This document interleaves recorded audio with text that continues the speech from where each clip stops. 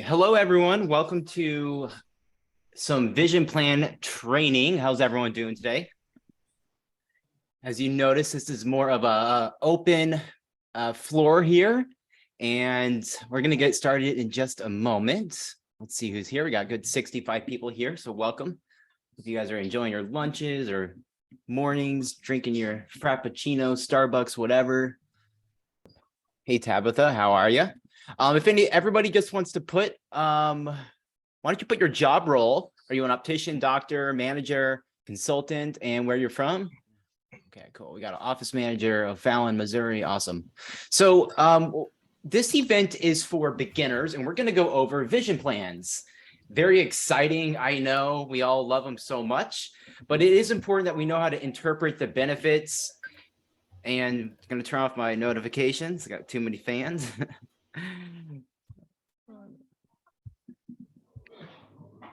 So we need to know how to interpret benefits so we can charge patients correctly, set expectations of what patients need to pay so they're not frustrated when they walk in our doors. And frankly, we want to be profitable and we want to make our jobs easier and not struggle. I know it's, that week and the past week have been really tough for everyone because you're like, I can't get through to VSP. Davis doesn't answer the phone and we're all struggling. And a lot of this has to do with preparation of did you do things 24 to 48 hours in advance? So when that patient is in front of you, they're breathing down your neck, you are not panicking. All right, we got a lot of people here. Scribe from Biscardi. Okay. All right, awesome.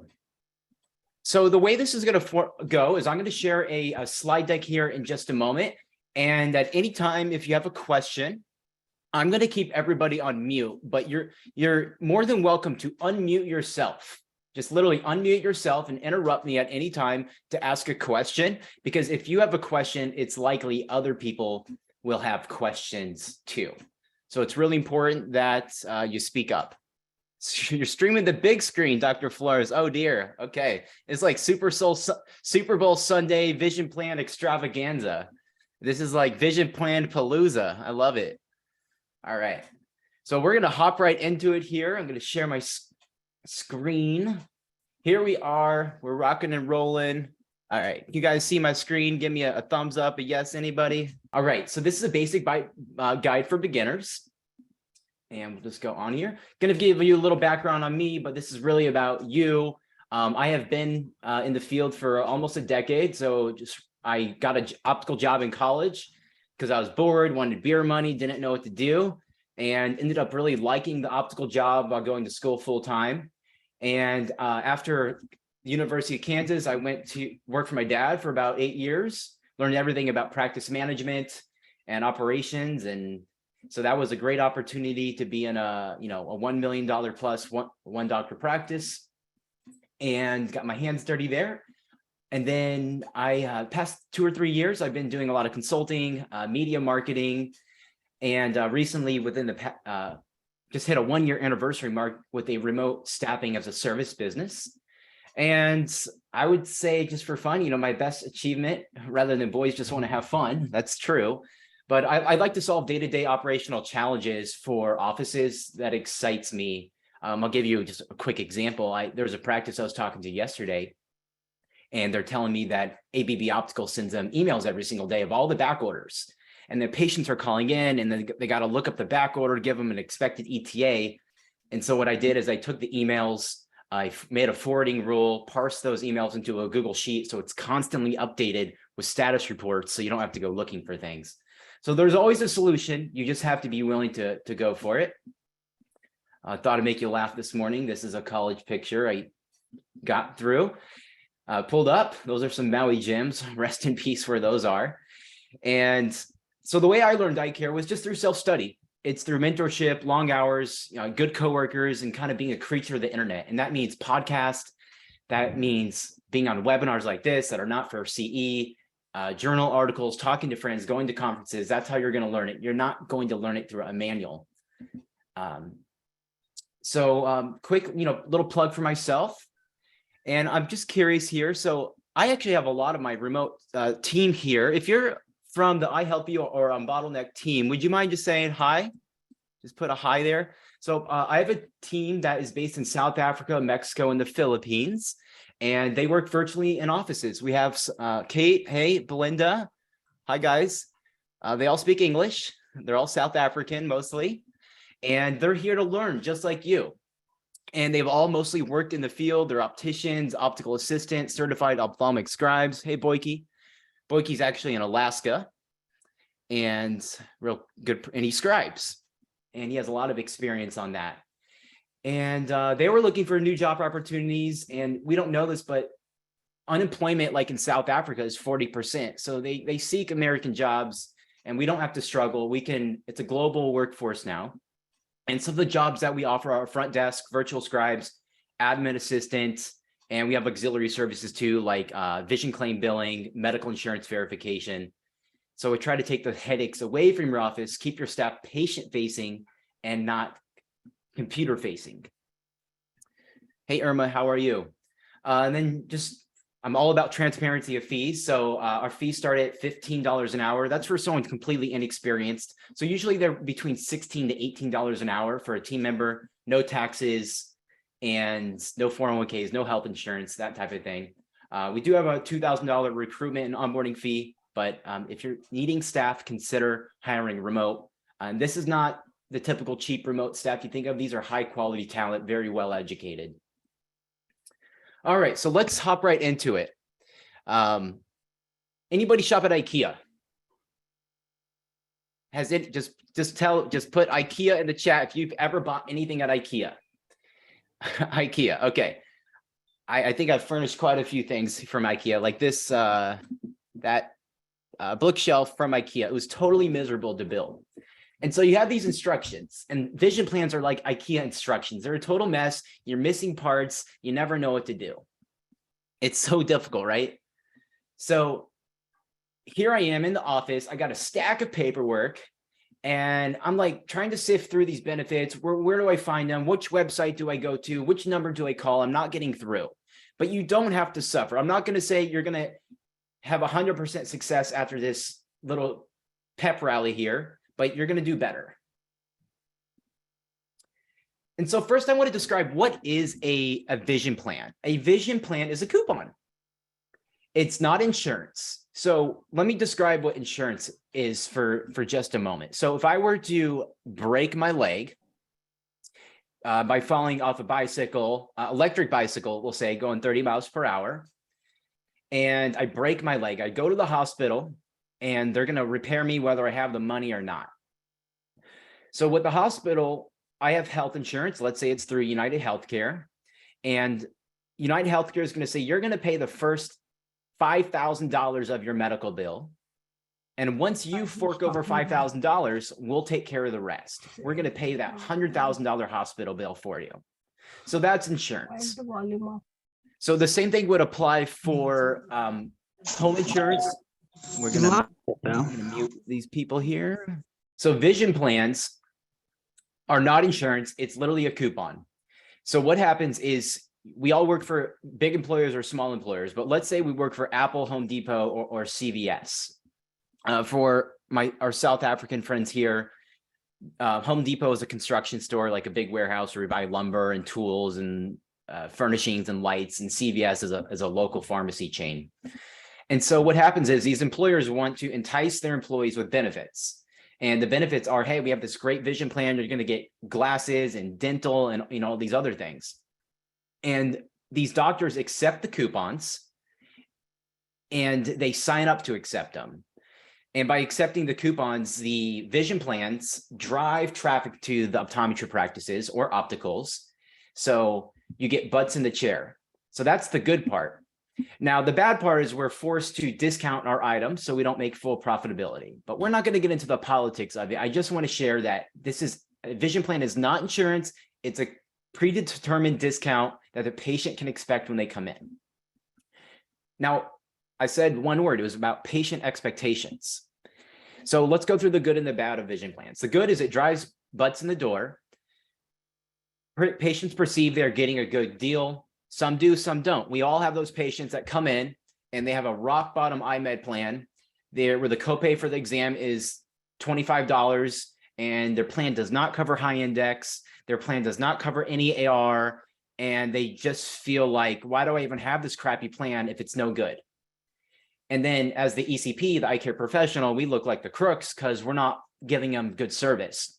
But the employer's goal is to save money. They don't necessarily always care about providing the best benefits.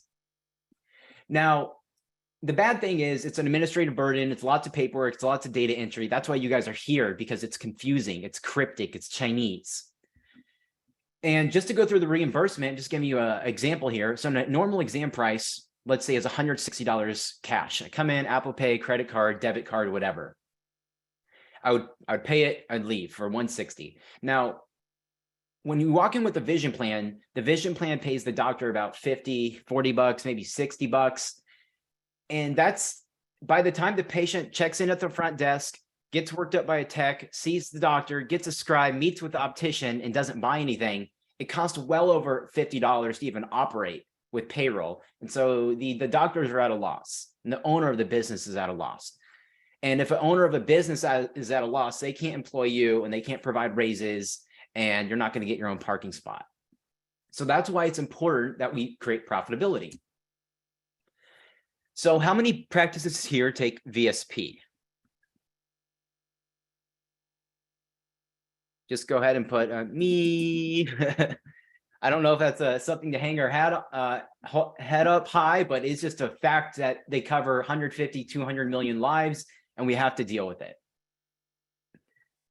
Okay, so first of all, let's go how to look up benefits. That's where it all begins, prepping before the visit. So the few things you need, and we're going to go through examples here in just a second. When the patient calls in, they got this handsome guy, his wife here. I made this joke. Hopefully you laugh.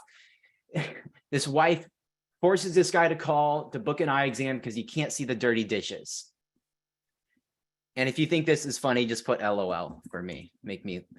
So the husband, what he's going to say is, or what the front desk needs to say is, what is your date of birth? What is the first and last name and social security number?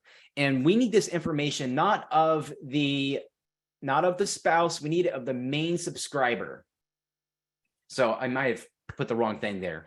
We need the subscriber date of birth, the subscriber first and last name. That's who we're going to look it up under. Now, some of the plans allow you to look it up under what's called the dependent. It could be a child or a spouse. And then other things you want, and we're going to go through this. Sometimes there's an ID number. Get the ID number. You need the cell phone, because when that coverage comes up inactive, you need to contact the patient via text, via Weave, or Solution Reach. And you need their email. So don't hesitate to get any of this. It's a necessity. Even if you have so much phone calls coming in, you got to get the correct information. Now let's go over Social Security. How many people here like to get the Social Security number? Just put SSN if you commonly ask for that, or if you're too shy, don't comment. So getting the Social Security number is very important because it's the master code. And I know occasionally patients say, oh, I don't want to give that. That's too confidential, private information. Okay, fine. Ignore it. Move on.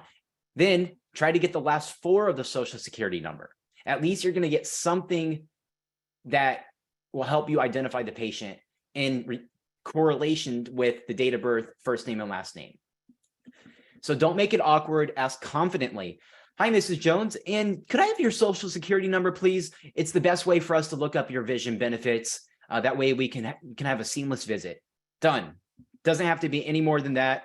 It's not likely they're going to ask you, why are you using that? How do you store it safely?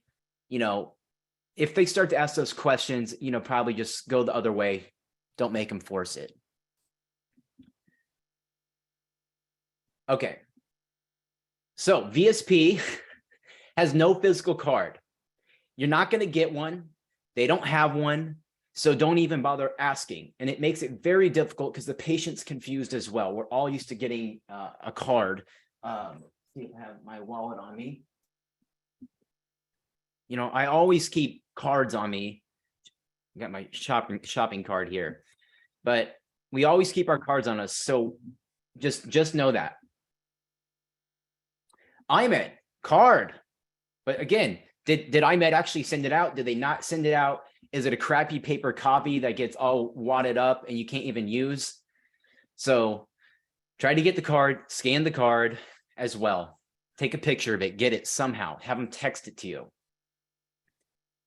There's nothing worse than a typo, and it happens. So you always want to have something to refer back to. Now, the importance of verifying ahead of time is, you see this slot here where it says inactive. That is going to be maybe an hour. That's going to be an hour gap in the doctor's schedule, and where they could have seen 2 to 3 patients, and now they're going to see nobody. And so the doctor is going to go back into their room. They're going to cry. They're going to watch Emily in Paris and You on Netflix in the meantime.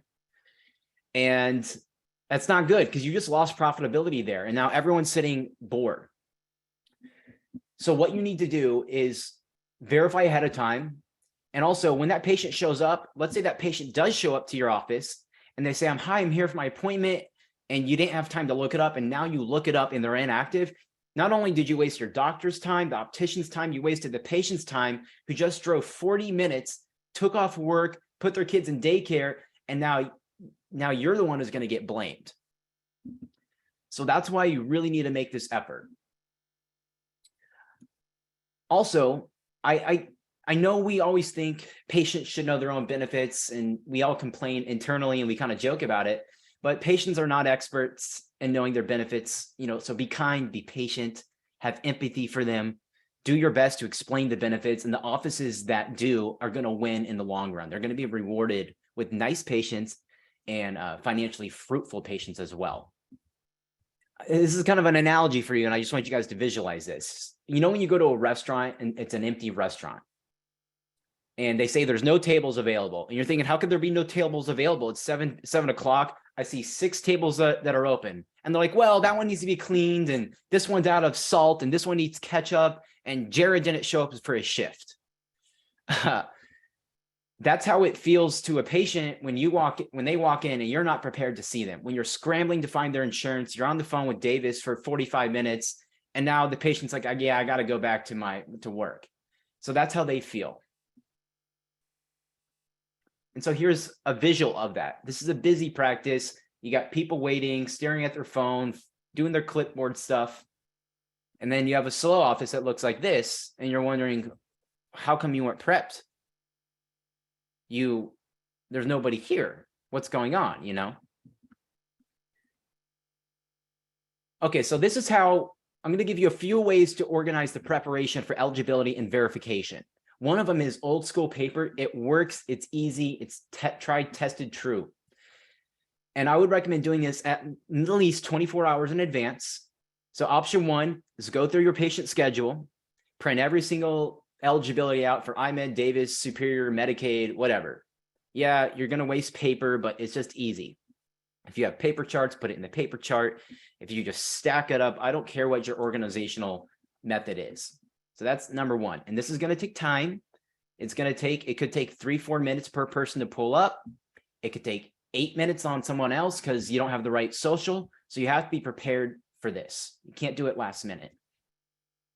And something that you should maybe recommend is maybe someone does this at home in their free time while they're watching TV, eating their Fritos and bean dip, and they don't necessarily need to do it in the office. So what I would like to say is it's accountability or it's game over. One person has to be assigned to this task, or else it will never get done. You can't say, oh, just whoever does it and their willy-nilly time is free can do it. Bob in the Optical does it today, and then Cynthia teching does it then, and then sometimes a doctor does it. That just won't work. Someone has to be accountable. And then when it comes time for a performance review, you're like, you crushed it. You got all those you got all the vision plans pulled for the past 6 months or the year. You did a really good job. And I know a lot of times we think of this kind of data entry, data pulling as bottom of the barrel, but I think tides have turned where customer service is so crucial to winning business that this is top of the barrel now. This is really a leadership role, someone who can maintain a system and a process to get it done.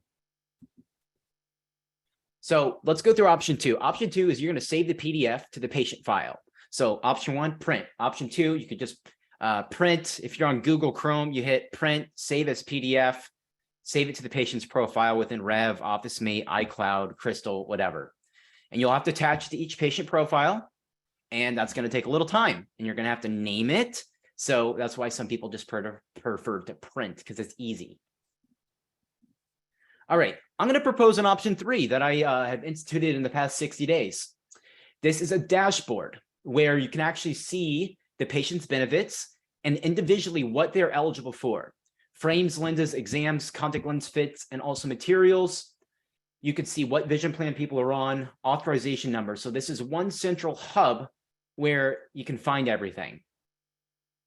And this is akin to, I'm trying to give an analogy here. You're at the airport and your flight gets, you get off a flight and your next flight's delayed. And so you go up to the airport and they got those 5 big vertical monitors there, and you look for your next flight to see when it is, because you got to switch terminals. You got to go from A to C, and you look at the boarding time. So this is your central dashboard. So let's go take a look at what something that like this looks. Okay, so, and this is kind of proprietary. This is something I've created out of my own necessity and need, and this takes work to set up and implement and prioritize. So this is Perry's Eye Center. These are all fake patients. And basically what I've done is I've went through my patients for the day. Obviously, you don't see 6 patients. And here are the patients. You click these, you put yes, no, or none. So, okay, great, no. And so they have these benefits. Here's the vision plans of the patients. If we're doing a claim submission, we could track where the claims authorization, just a free type. And of course, you could have like deductible and co-insurance stuff over here too. Now, again, this is one central hub. It takes a lot of time. If I have to go to Sally, Hugh, Twee, Cinderella, every single patient, it gets old. I just want to look at everybody. So I'm going to go here to Twee. And then I'm going to go here where I have the VSP pulled up. Super simple. Everything is connected, one central dashboard. Now, within here as well, you can have notes. So I tagged Justin, the member benefits are expired. I called Sally, no answer on phone, sent text. So you have a log of things, that are happening. You can tag certain employees. So this works out really well. And then you can have subtask here. And then, when you're done with the patient, you can just check them off and they're gone. Check them off and they're gone throughout the day. And before you know it, you've went through everyone. And then kind of the last thing is, okay, so I really want to share this quote. Friend of mine, Kristen, she doesn't know I'm sharing this. Hopefully she doesn't kill me. I'm just going to read it aloud. After reading the umpteenth comment about how it's the patient's responsibility to know their insurance, I would like to know how much insurance knowledge are they supposed to have? How much responsibility do you expect the patient to take? Are they expected to know they are on EyeMed rather than VSP with their employers? That they are on EyeMed plan A692HQ-D1 instead of plan 02? That their insurance covers this amount plus 20% off the progressive on level N, but they only get CR39? And so what Kristen is saying is it's complicated, cut patient slack, let's be patient facing.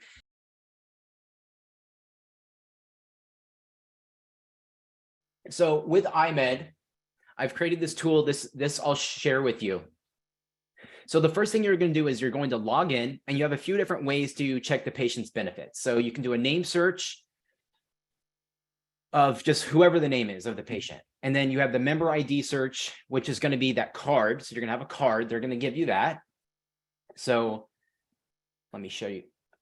So the member ID looks like this. Member ID in the data service. Data service is not the day you authorized it. The data service is the day the patient's coming in. So if the patient's going to come in on January 15th, this needs to be January 15th. So it matches up with the claim payment, the ledger, accounting, everything. I'm also going to have a call out here. If you're looking for an Aetna member, you need to make sure you click over here to get to the Aetna member. Else you're not going to find it through a normal EyeMed search. Okay, so, and then you could also do it via social. So pretty simple. Okay, so what I did is you're going to go into your electronic health record system. You're going to grab this patient's information, or they're verbally going to tell you it, over the phone. And so here we are. I'm typing in his name. This is not rocket science. You're just following directions. And I'm going to search the patient. And then you're going to see what happens is it pulls him up. He works for Thermo Fisher. And if this Justin guy has family, kids, spouse, wife, boyfriend, girlfriend, they're going to pull up under here as well. So this is an important business skill set to have, is when the patient calls in, don't just say, hey, I'm going to schedule your exam. You're going to say, and who else in your family would you like me to schedule? I see Julie, Tabitha, and little Timmy all are eligible for eye exams. Would you like to get the whole family in? Now, of course, it's your rules on how many family members can come in at once, but a lot of people just don't think about it. They're selfish. Dad wants to get in, dad goes in, but make sure to get the whole family in. And if someone's 5 years old and they say, oh, little Billy doesn't have bad eyes, get into your myopia control discussion. Okay, so then you're going to select your provider. If you have one, you'll have one. If you have a drop down of 5, you'll select one of those. And then from here, you're going to see the benefits that are available. So I ran this one, and they're eligible for all these services. And it's so crucial that you pay attention of what's eligible and not. If I come in for an exam, but my exam's not eligible, you should be responsible for telling that patient ahead of time. And the patient has 2 choices. One, they're going to come in and they're going to get an exam. They're going to pay cash or credit card for the eye exam, but they're going to use their benefit on the other material services and other services. The other option is they're going to wait. Maybe the exam is in 2 months. So like, okay, we need to reschedule this patient, or just tell them they need to come in 2 months if they want to use their exam benefit. And then it's going to tell you over here the service frequency. So I know it doesn't make any sense, but here it says once every 2 calendar years. Frame, they're only going to let this patient get a frame once every 2 years. So, but they're going to let a patient get the lenses and contact lenses every single year. So you have to pay attention to this stuff. Patients don't know. And David, and I'll go back and answer some of these questions here in just a bit. Okay. So the next thing is you're going to show member benefits. With EyeMed, you don't need to authorize anything. It even says you will not receive an authorization for this member. So I'm just going to look at the benefit here. I'm just going to zoom in. Whoops. Okay. So when the patient calls, a lot of times they're going to ask specific questions. You want to be able to answer them on the fly. So for instance, this is very this is very clear cut. The exam is a $10 copay, and retinal imaging. Any Optimap users here? I'm sure there's a ton of Optimap people here. Just put Optimap if you do Optimap, or even a Claris. So you never want to hide this from patients. You always want to be prepared, whether you tell them on the phone or you tell them right when they get in the office. You just do one or the other, or when you're about to take the picture or after the picture. Just don't surprise people. Optimap everyone. That's the way to go. So we call it the opt-out strategy. You kind of have to deny it.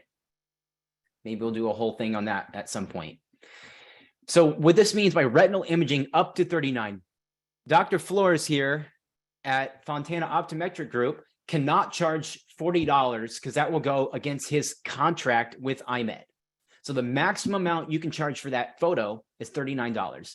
You could charge $33, you can charge less, but you cannot charge more. And I'm not going to get into the explanation of what a retinal image is and why you need it. That's for a different conversation. And I'm not clinically the expert on that. Now we have contact lenses. So we have 2 types of fittings. We have a standard fit and we have premium fit. So a standard fit is a spherical contact lens fit.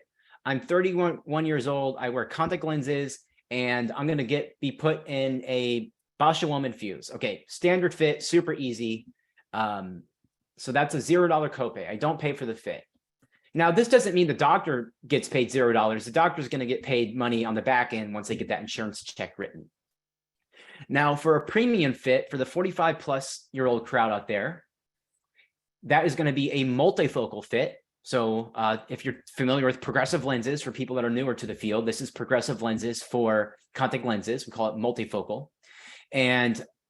Or a toric fit. So you have astigmatism and the contact lenses are going to have that to correct it. That'd be a premium fit. So you can't just say it's a $0 copay because you see that. You got to pay attention. You have to ask questions when you're on the phone with these people to prep them so they know how much cash to bring to their visit.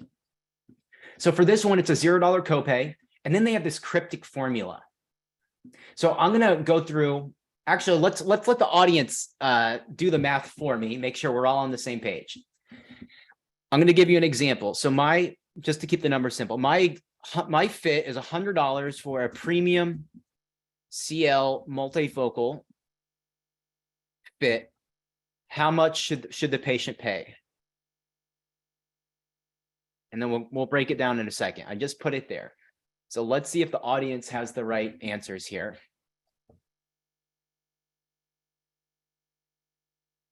And the reason a premium fit is more is there could potentially be 2-3 office visits. It takes more chair time. People complain, I can't read the menu in the dark light. I'm a pilot and I have to look up at the GPS, and they have a lot of more demanding needs. Okay, let's go back. So it's 10% off retail price less a $55 allowance. So the way you'll calculate this, get me a handy dandy calculator out. Okay, so we have a $100 CL fit. And so what it's saying is the first thing we're going to do is we're going to do 100 times 0.9 or 0.9. And so we're going to take 90% of 100. So 90% of 100 is 90. And then, which equals 90. And then from that, we're going to do 90 minus 55. And that's going to equal the 35 number everyone's coming up with. So the patient pays $35. So that's the formula. And the reason I didn't do, you could make it more complicated. You could take 100, take 10% off, subtract that, but it would add more steps. So this is the simplicity of it. And eventually you're going to memorize these formulas in your head and you're just going to rattle them off. You won't even need to get the calculator out. A lot of our practice management systems do this for us as well. So that's how to calculate the premium fit. I'm just going to leave this up. We might come back to it. Okay, so let's go through some of these other benefits here. Because people call, how much are my glasses going to be? Okay, well, we can't tell them how much because are they getting a Cartier? Are they getting a Etnia Barcelona, a Garrett Light, or a modern frame? So what you can tell patients is you have a $150 allowance towards your benefit, and you get 20% off over that balance.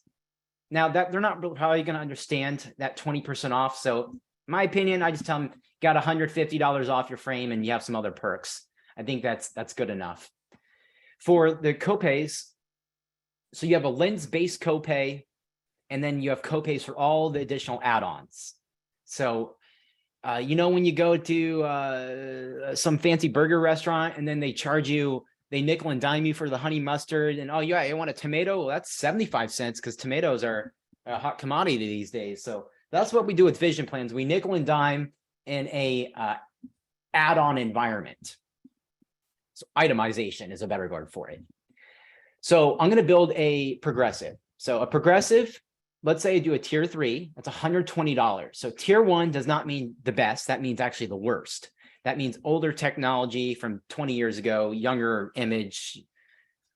I'm not going to say they're bad. They work great. I mean, they wouldn't be on the market if they didn't. I'm going to pay attention to what Karen said, because this is fantastic. Karen said, we say it contributes instead of an allowance. She's right. It's a contribution to your total purchase, because when you say it's an allowance, people think, well, that's all I can spend. So words are everything. So thank you for that. Okay, so tier 4 is actually the best, but for simplicity, we're going to do tier 3. So I take $120, and then my anti-reflective, I'm going to do a tier 2. So I add that. what is that? 178. No, yeah, sure. 188. And then I'm going to get poly. And so I add another, I'm going to call it, 220. And then I add, so you just go down the line. It's very simple to, to price out these glasses with EyeMed because they put everything right there. Now, how do you know which lenses are in tier 4? This is going to be a separate training because this gets really in the weeds, but there is a formulary that you guys should have, a little cheat sheet in your office where you can find this.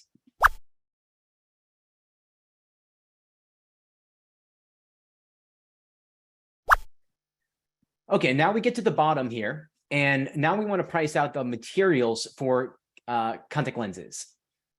So let's go to disposable because it's the most popular. Disposable or daily lenses that you would put in every morning and throw them away every night. You're going to get an Infuse. You're going to get a My Day, Oasis, Hydrolux one day, and you're going to buy that big supply. So it's no copay. The patient gets a contribution, I got the word right, of $150 here. And then the rest is the patient pays 100% of the balance after that. So let's do another example here. The contact lenses is 500. Let's say it's 1,000. Some of these get it just for simple numbers. $1,000 for the year supply. Infuse. Anyone fitting Infuse? And then I'm going to take, yeah, got some Infuse people. Sweet. Okay. Hopefully back orders aren't too bad. That AccuView stuff is crazy right now. So we're going to take $150 off. So that's going to be 1,000 minus 150. I know this is like kindergarten math, but we're going to do it anyways. Okay, now the patient has to pay 100% of 850. Okay, well, what's 100% of 850? It's 850. So the patient's going to pay that $850. And then hopefully you have rebates, care credit, Sunbit, people can't flex cards, anything like that. So that's how you figure that out. For the conventional lenses, that would be like a monthly.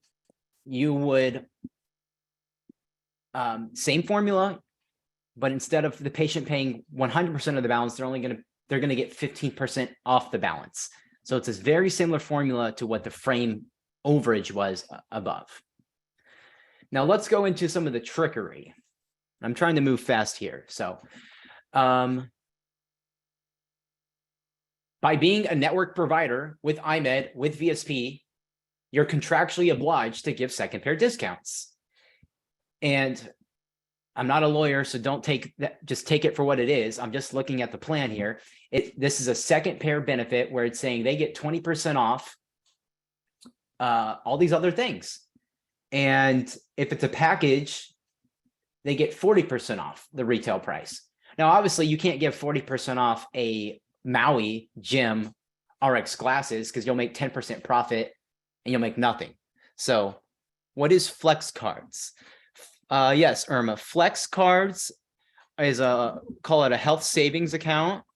If anybody else wants to chime in, feel free to put it in the chat. Or a, what's another word for it? Or flexible savings account. And it's basically a credit card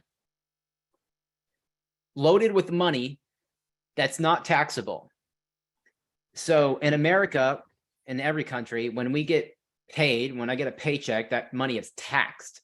And so this is money that you're given from your employer. I believe your employer gives it to you, and it's not taxed. So you get the full amount to spend on healthcare expenses. You can't spend it at the movie theater, but you can spend it on, medications, eyeglasses, contact lenses, and stuff. Okay, so we're going to get back to presentation portion here. Yes.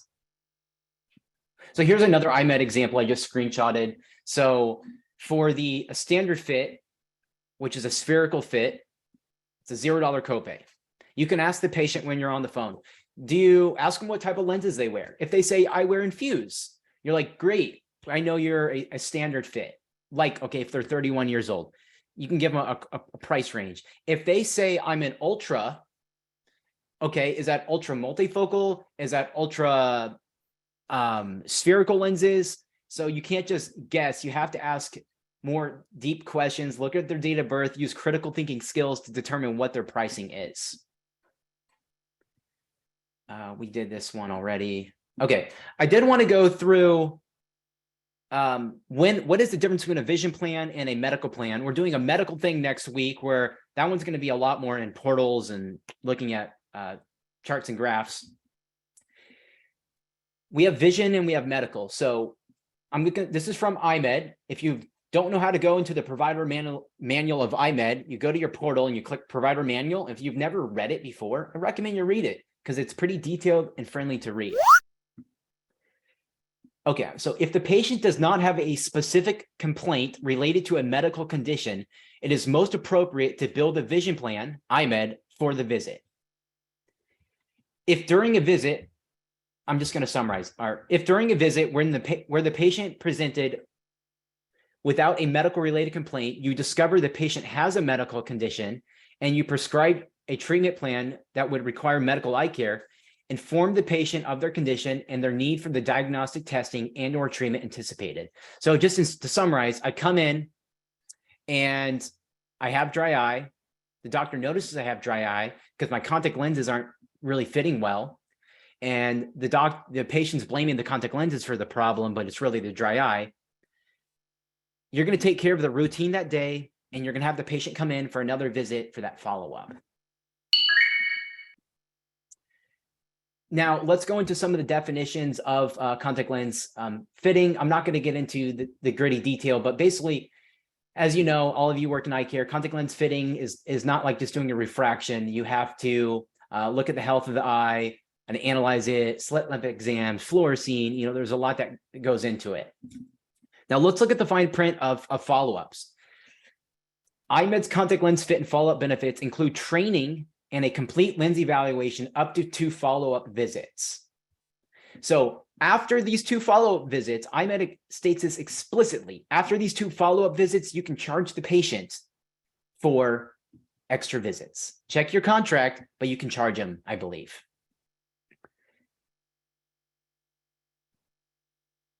Okay.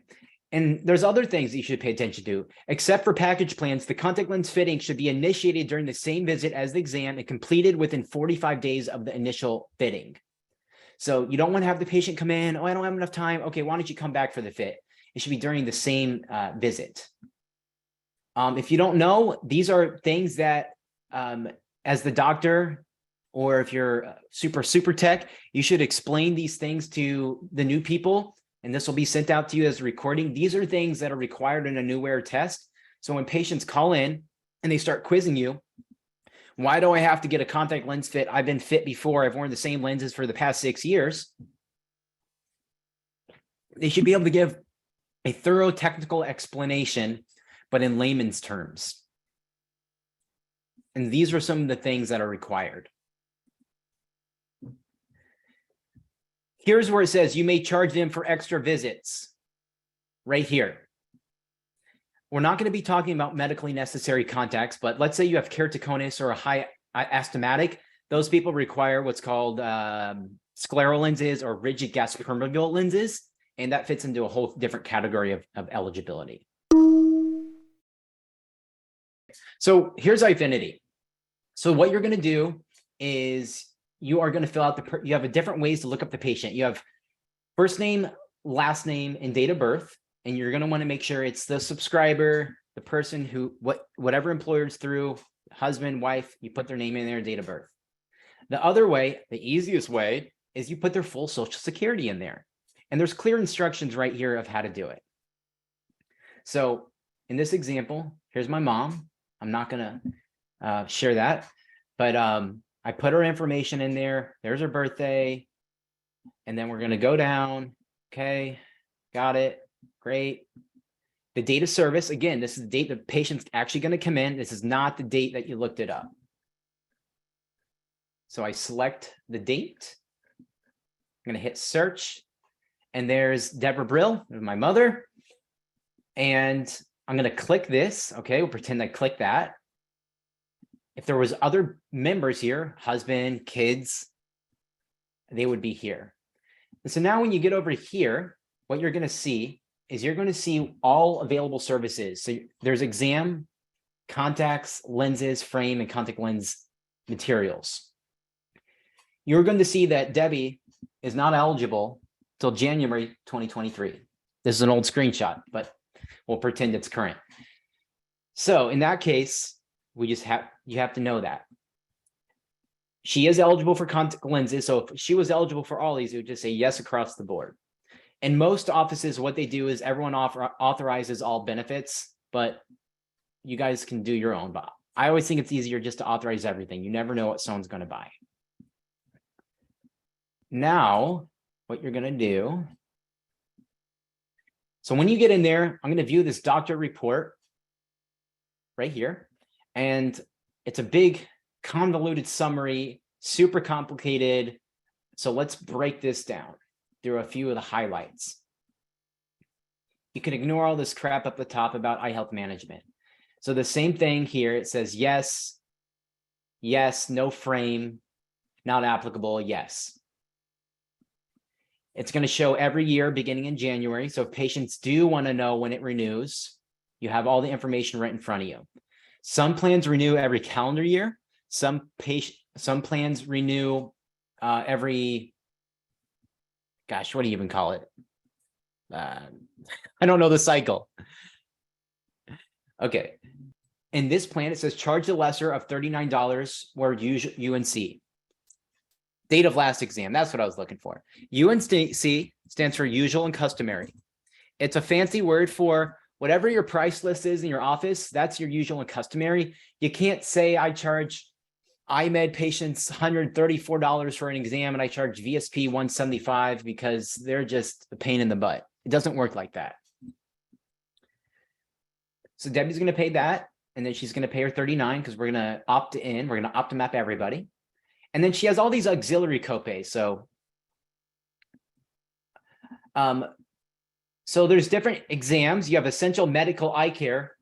Should back up. I was reading it wrong. This is a different exam copay of $20. Her routine eye exam copay is $10.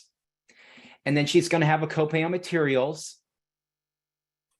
And then you're going to see all the frame benefits here, $170, $150, $130. And just to explain this a little more in detail to you, VSP owns another company called Marchand and Altair, and VSP and Marchand, Altair, they want to sell their own frame lines because it's profitable for them. So they give more money towards the own frame brands that they own to the patient. So Nike, other stuff. Now, if you sell anything but their frame brands, the patient will receive a $130 contribution towards their glasses. So the patient may be confused. Well, I see I get $170 contribution. No, you get $130 unless you want to buy McAllister. What the heck is McAllister? I do want to describe this to the people in the audience. Do you guys know what WFA means? It means wholesale frame allowance. This is not something patients need to know. So, this is the amount VSP is going to reimburse you on the frame.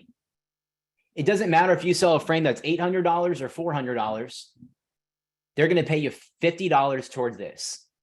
So when you sell a frame, you want to make sure that frame is $50. You want to make sure your wholesale cost on it is $50 or more.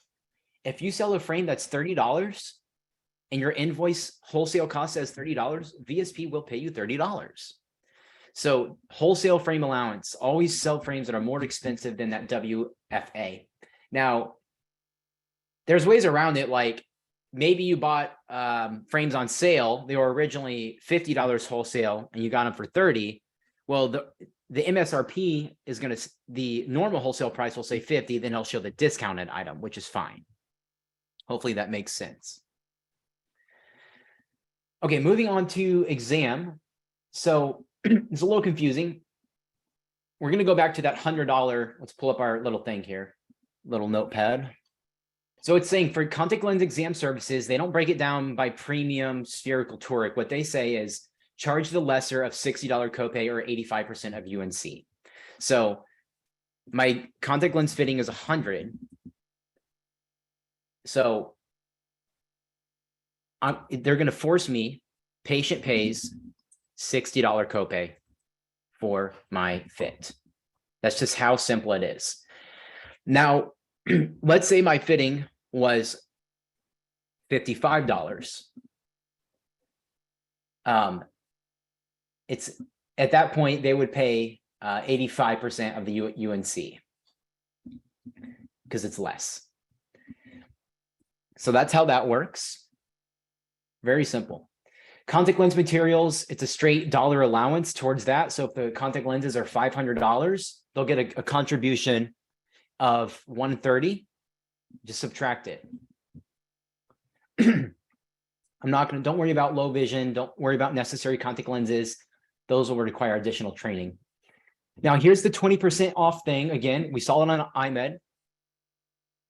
This is VSP. 20% off additional pair. This including non-prescription Plano sunglasses and blue light filtering glasses. So you can exercise this, not exercise it. I don't care what you do in your office.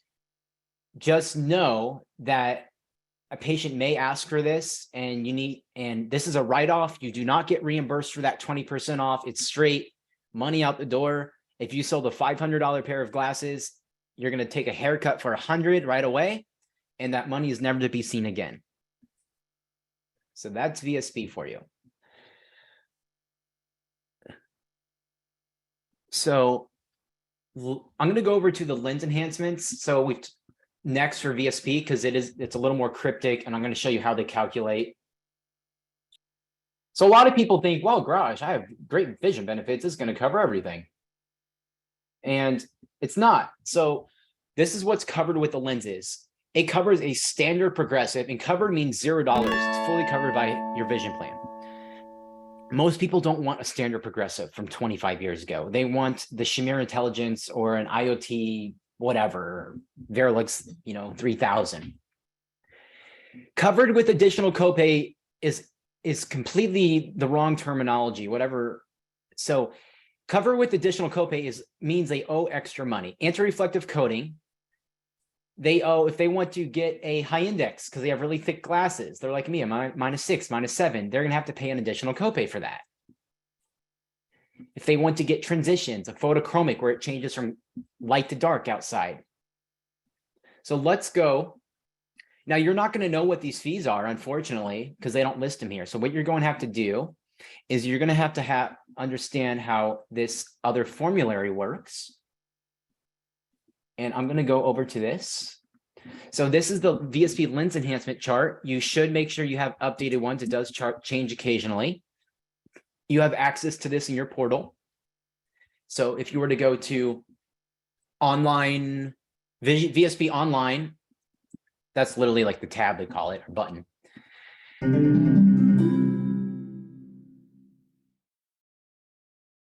So I'm going to go to, I need a high index lens.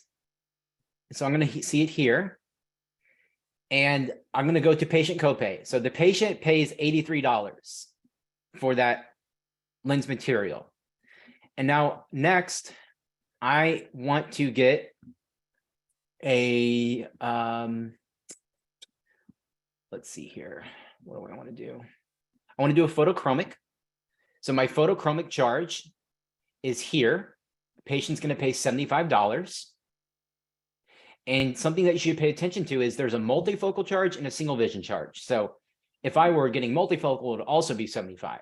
But you can see like here, this is a 33 versus 41. So you have to make sure you're in the right column. And then I want to get anti-reflective because I want to make sure there's no glare on my lenses. So I come here to D. D is the best. It's not D, you flunked. D means dominant, best out there. Hydrophobic, oleophobic. So the patient's going to pay $85 for that. And things that are covered are tints. So we'll skip that. And then, so we're going to scroll down. We're going to pretend I need a progressive too. N is the best progressive level, freeform, digital, fancy. And the way this works is I pay a base charge of $175. And then in addition to that, I need to pay for that high index still. So it'd be $175 for the progressive, and then it's going to be $78 for the actual high index. Now, I had a little, I should clarify. If I was doing single vision, I would come up here to price the high index. But since I'm doing a progressive, you need to price the high index down here. It's a little confusing. Something that you should note, if you are doing custom bespoke measurements, vertex distance, wrap, panto, using Opticam, Spectangle, ASEP, any of those machines, you do need to be charging the patient for it because VSP is charging you a chargeback of $8 for that. So note that. Very quick question. If it's a single vision digital design, what code will we use? So if it's single vision digital, what you're going to do is you're going to come up here in the digital aspheric lenses. And I don't have this open, but you need to consult the VSP product index. Do you know about the VSP product index? No. Okay. Yeah, I probably should make a whole nother video on this because we're getting in the weeds pretty quick.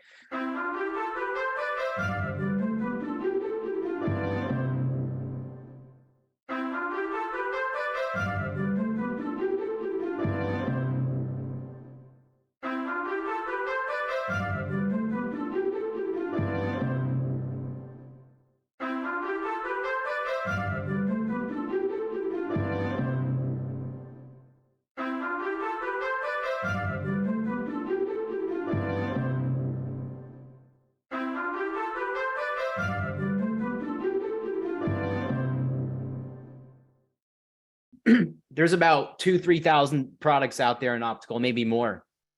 And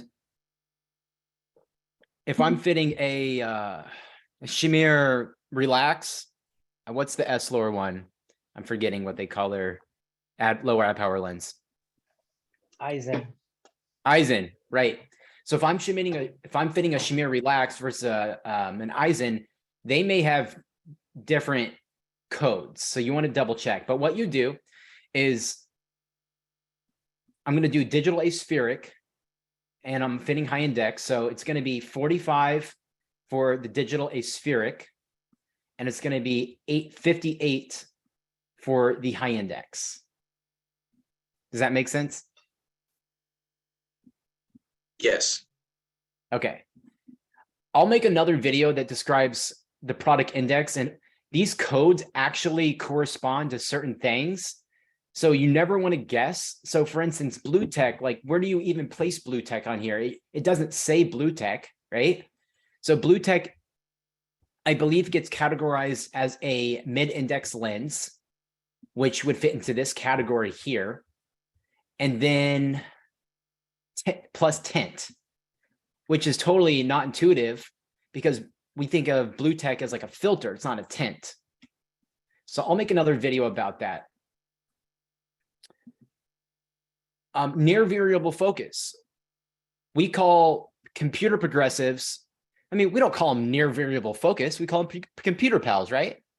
And so again, you have to know the correct naming conventions of stuff. You can't just scroll down to here and say, oh, where the heck's the computer progressive? Well, it's not in here. And if you're wondering how the categories of lenses, this is category N. Here, let's look at O. You should really only be fitting N's and O's. So these are the lenses. But this is only like 20% of the lenses. There's hundreds and hundreds and hundreds of other lenses that all fit within the N category and the O category. They just can't list them all here because the list would be way too long. So don't think you have to fit these lenses. There's other lenses that you can fit from the labs that you'll get paid on. Any other questions? I think that was really just the high level overview. One last call out. Every VSP choice has a formulary, VSP Advantage has a formulary, and VSP Signature has a formulary. And what you should do is you should just put these in a book, laminate them. And the way I trained opticians, front desk, techs to do this type of stuff is I would print off 10 or 15 patients and I would say, I make a fake order. I want high index, I want AR, and I want this progressive with this tint. And until they got all 15 in a row correct and could price them out, I would not let them go to the showroom floor and operate independently. They would need to run everything by me until I approve it. So one of the biggest mistakes you can do is train somebody and then they make billing mistakes. So everybody has to graduate from billing. It has to be 100% correct. And then they need to know how to put it in the computer as well. So does anyone use like little spreadsheet, like paper spreadsheets to do pricing, like any forms? Yeah, and so I'll see if I can pull mine up real quick.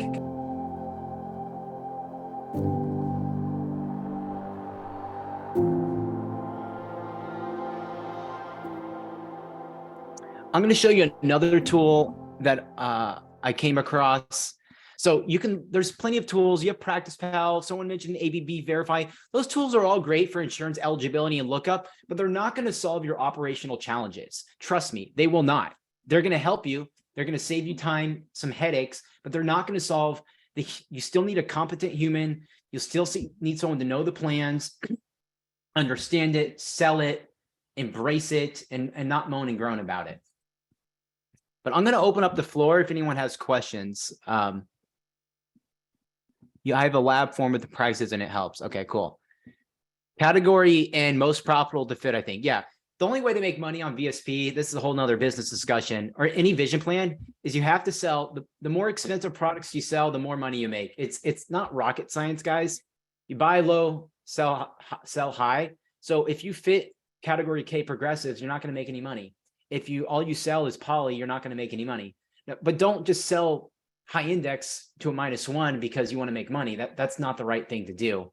But as long as you have a category N progressive with a category DAR and you appropriately fit the patient in the right index material, and then you're going to do okay. You can't control your chargebacks. They are what they are. You can go to Essilor, Hoya, Zeiss. They all have the same chargebacks. And if you don't know what a chargeback is, it's a lab bill. Are all in category progressives supported to have point of wear measurements? Yeah, all in category should have a position of wear measurements associated with them for sure. Yeah, you could include the cost of the position of wear measurements and the cost. I don't think it matters. It's $10. Depends how you bill and itemize things within your practice management system. How do you explain the custom measurement, copay, chargeback, and backside UV patients in plain terms? I think backside UV is a complete scam marketing thing. So I don't even go over it. I just put it on the invoice or factor it in. So if you're fitting Crizal Sapphire UV, just factor it in. That's the easiest way. So let's say instead of an $85 charge to the patient, it's a $95 charge. So don't even go over it. And I think in terms of presentation to patients, here's how I present things. I'm just going to whip up a quick invoice on Notepad. I don't recommend you do this when you're presenting this to patients. All right. Frame. Frame 200 minus 150 equals 50. I'm keeping these numbers simple. Copay 25. Exam copay 25. AR 75. I index 75. 65, whatever. Ignore my spelling errors. I'm not going to actually add the math up here, but 600 Insurance.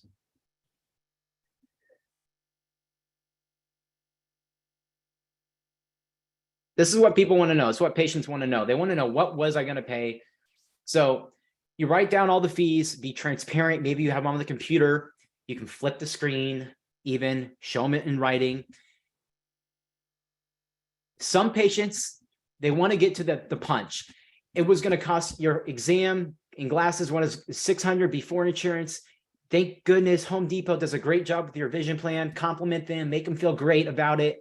And after, insurance, we should call it vision plans. It's not insurance. After your vision plan, it's $200. That's some great savings.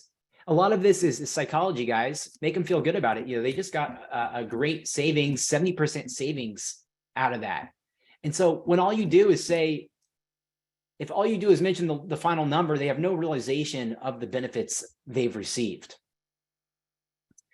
Some people do itemization. Well, your frame was 200 and then it was 150. And then after that, we took 20% off the overage. And well, here's how it works, patient. And then your AR was 180, but then with your vision plan, it's 85. People don't really care sometimes.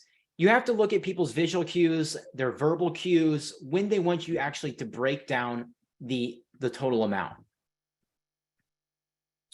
People, you have to realize that people chose you for a reason. They drove past many, many offices to come to you. You're doing something right. So just use your judgment on when you talk too little or talk too less. Let's see if there's any more questions. I am not going to cover Davis and Superior today. I'll get back to it. It is, going to be a little long for us. Let's see what other questions we have. Lens copays are for both eyes together. Yeah, it's if you have a material copay on VSP, it's just $25 for both eyes.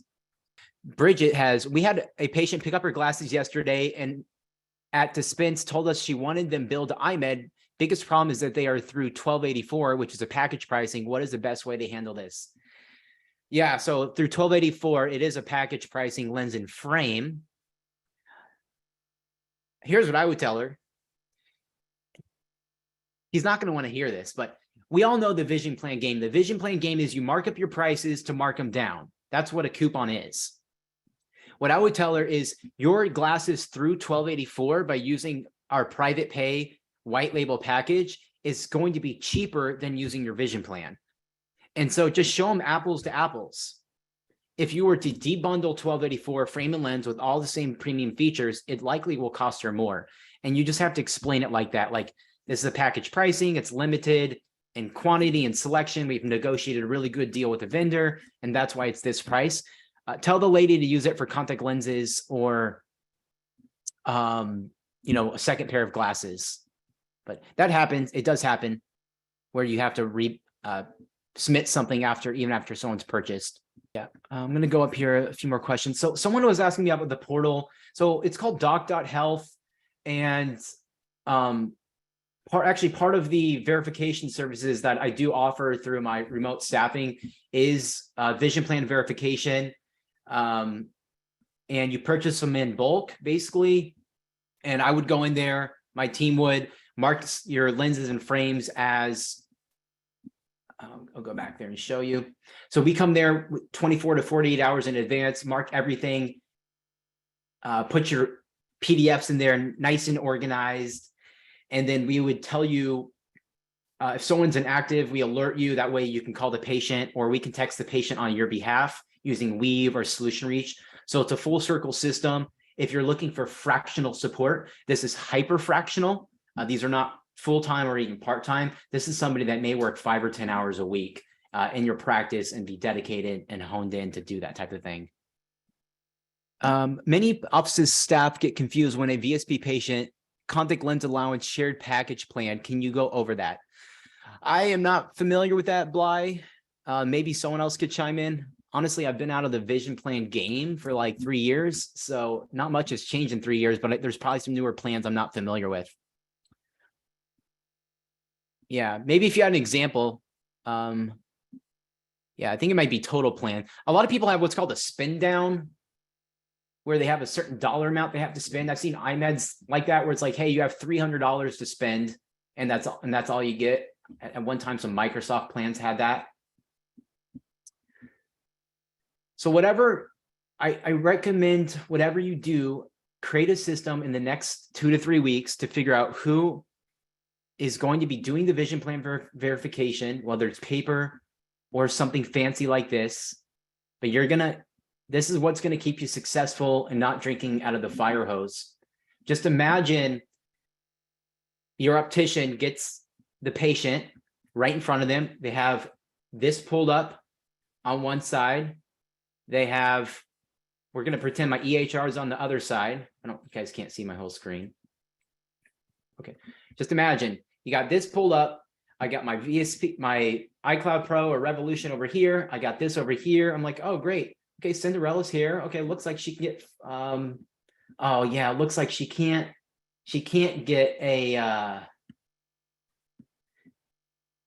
Twee's eligible for everything, but looks like Tom Cruise, poor Tom with his Scientology, he just can only get lenses. And so you'll know right away what to put the patient in, and you just click right there and, you pull up the benefit. It doesn't have to be complicated. So use technology. This is not integrated to ABV Verify. This is not integrated to any other system. There is a little manual work here, but you can do it in office, or you can, can outsource to, my team. You can hire someone else, your mom, your friend, whoever. How does VSP figure out how much they cover for coordination of benefits? They pay refraction also. I'm a contrarian on coordination of benefits. If someone has 2 VSP plans, and somebody can correct me if I'm wrong, if someone has 2 VSP plans and they want to use both, that is the worst thing possible you can do. Well, let's say each VSP plan is valued at $500 each in spendable dollars. When they use that second plan, they may only utilize 150 of that, and then it all goes to waste. And patients don't really understand that. And I believe there's a VSP calculator for how to calculate second pairs or combining 2 VSP benefits. Because a lot of times a spouse, and I should back up, some people may not know this. Husband, he works at Home Depot. He's a manager there, supervisor in the lumber department. Wife works at IKEA. She also has VSP. So now they have dual coverage. It's not that they went out and it just so happened they decided to buy 2 from both employers. Maybe the employers give them it for free, and that's why they're dual covered. You can also have patients, I have 1 VSP and 1 EyeMed, or they have a VSP and 1 Spectera. And so what I recommend you do there, patient comes in and you're going to fit them VSP, you're going to do the contacts because you've calculated it. You want to be honest with your patients. VSP is going to give you a much better contribution on your contact lenses. You're going to save more money. And then, but on your glasses, let's use Davis, because Davis has really killer benefits on glasses. So you can use those 2 claims on the same exact day. Now, obviously, you're not going to submit 2 eye exam claims because that would be fraudulent. So that's the very reason I would not coordinate benefits, because why would I send one claim to the other? And in terms of submitting if let's say a medical plan does cover vision as well. So you get the eye exam on vision, and then you're like, let me send that to Blue Cross to get paid for the rest. Personally, I think by the time you send it off for coordination benefits, post the payment, work the denial, you've already wasted, $10, $20 in labor. That's just me. Yeah. I'll send out the recording for people that didn't get to watch. You can do coordination of benefits for VSP exams for no copay for the patient at least. Yes, you could do that. Yeah, so they didn't have to pay a copay, right? Yeah. Okay, I'm going to scroll up, but I'm going to end this here soon. But so next week we're going to be doing, I'm going to drop a link here to a few resources. If you would like to join my Facebook group, we talk a lot about business, a lot about optical in there, and really techie stuff. And it's a nice, friendly environment. You're more than welcome to join. There's about 2,700 people in there. I can figure out how to get to my browser. And I also will be sending out the step-by-step guides to everybody, so you can share that with your team. And I'm going to amend them to be even better. If you are interested in working with me, for remote staffing. We love to schedule a consultation call with you. There's a lot of our offices who utilize remote staffing are in here. If there's anyone who's utilizing remote staffing, the doctors, I know Dr. Flores is in here, say hello. We have worked with about 35 offices and about 50 team members across the United States, Canada, and UK who utilize virtual assistants. So, and then my Facebook group, if you want to join that. But I really appreciate everyone being here, spending your day with me. Hungry. Here's my Facebook group. Yeah, great. Yeah, I'm glad Marisol's doing good. So yeah, Dr. Flores has a gal named Marisol. She's bilingual for the California market. She lives in Mexico, speaks English and Spanish. There's a Facebook group. And again, if anybody wants to email me, my email is this. Bounce any idea off me. I have an open inbox. I love to help people meet with people. So thanks everyone for hanging out with me. I hope you got some value out of this. This is just the very beginning of vision plans. There's going to be nuances. There's going to be things that you can't look up. You're going to get frustrated. Patients are going to yell at you. They're going to wonder. And I just want you to know it's not your fault. When a patient says, well, I can't afford this, it's not your fault. When a patient says, why can't you find my benefits? Well, you didn't give me your social. You don't know your mom's social who lives in Italy right now. You know, there's always something that's frustrating. So preparation, preparation, preparation.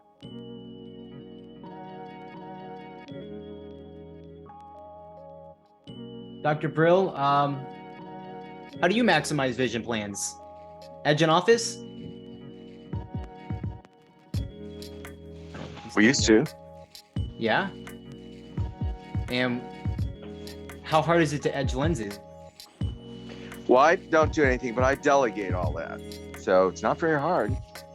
Just need the right equipment and need to have some lenses. The new equipment is all easy to learn, even for a novice with some training. Yeah, there's all sorts of ways to profit with vision plans. Yeah. And you just have to know the basics on that. And you have to know how to be honest and give the people the best benefits and not try to get too smart with it. Yeah, and just to kind of conclude, there's things that are in your control and there's things that are not in your control. When everyone says we should revolt against VSP, everybody drop them and blah, blah, blah, blah, blah. I mean, come on, it's not in your control. You have to do what you can. That's why people are doing IPL and dry eye and sclerals. Buy an edger. You have to get ahead of the game. So with inflation, yeah, basically, if you're unhappy with your vision plan, use that, think of it as a marketing cost. Yes, you're not going to get paid what you should for your exam, but during that exam, people have other needs or their families have other needs. And at that time, you discover those needs. So you actually have to have people look down and look at their eyelids and eyelashes and, oh my God, you've got Demodex infection of your lids. Let's have you back. We'll clean that up or do a dry eye workup. You know, but of course, be honest all the time, but the prevalence of all those things is great. Or if they have a high correction and they can't see glasses, say, well, why don't we put some one-day lenses on you just so you can look at the glasses. Now that may work in reverse. They may end up getting contacts and not getting glasses, but now you've added somebody to contact lenses. So your doctors have to be thinking about it, and your techs or assistants have to be planting the seed. Hey, have you ever thought about wearing contacts? They're very comfortable. We can try them on for you. So you have to be innovative and make these plans work for you and for the patient. Yeah, and sometimes people say they wore contacts 10 years ago, they had a bad doctor fit them, or maybe they were just young and they were immature. And if you don't mention it, you're never going to get it. It's kind of like getting a raise, getting your driver's license, getting a passport. You have to go after it. And so just simply planting the seed is all you got to do. Hey, Dad, how many little old ladies and guys have you fit in multifocal lenses in their 70s and 80s? Yeah, they love it. They always hated glasses. These are the people that they're like a +2, and they don't wear any glasses, and then they wear some readers. You think, why aren't you wearing glasses? I hate glasses. Well, let's try these contacts on. And a plus is easy. So you try them on, and no obligation. We'll just put them on. If you like them, we can continue to look at them. If you hate them, let's just take them off, but at least it'll help you look for your frames. So give people opportunity. Don't prejudge their ability to pay, and don't prejudge what their lifestyle is like. Just present the options to everyone. And it could be saying, wow, you have a strong correction. Have you ever tried contacts? Oh, I had hard lenses in 1950. Well, things are a lot easier now. Let me just try one on and see what you think. And that's not being aggressive. That's being helpful. That's being an assistant buyer for the And patient. I think there's something called the puppy dog close. And I know, Dad, you did it many times. You still do it. Let's say I'm a -6. What happens when I'm -6? I'm trying my glasses on. I'm doing one of these. Even if I got the Opticam, I'm taking selfies. Nothing compares.